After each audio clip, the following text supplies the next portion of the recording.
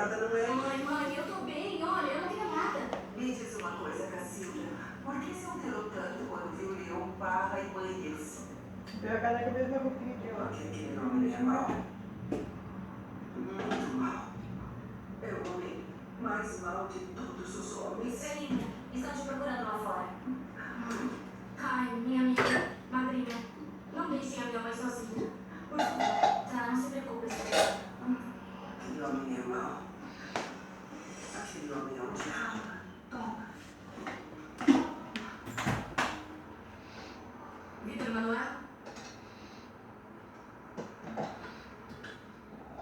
Tudo bem? Eu ia pra minha casa e decidi passar pra ver se realmente está bem.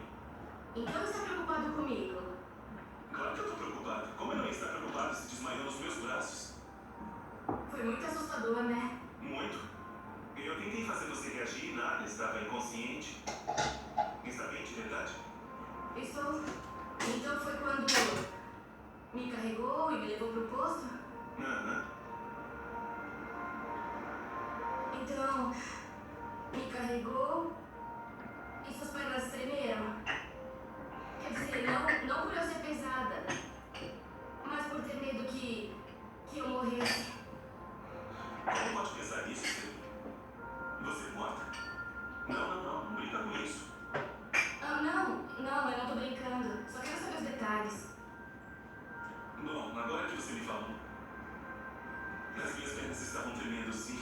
Então, as suas pernas tremeram, me carregou e me levou ao posto e teve medo de me perder. Espera, o que tá tentando dizer, hein? Tô dizendo que é um teimoso e que é um bobo. Porque tá começando a gostar de mim como eu gosto de você. Estrelinha.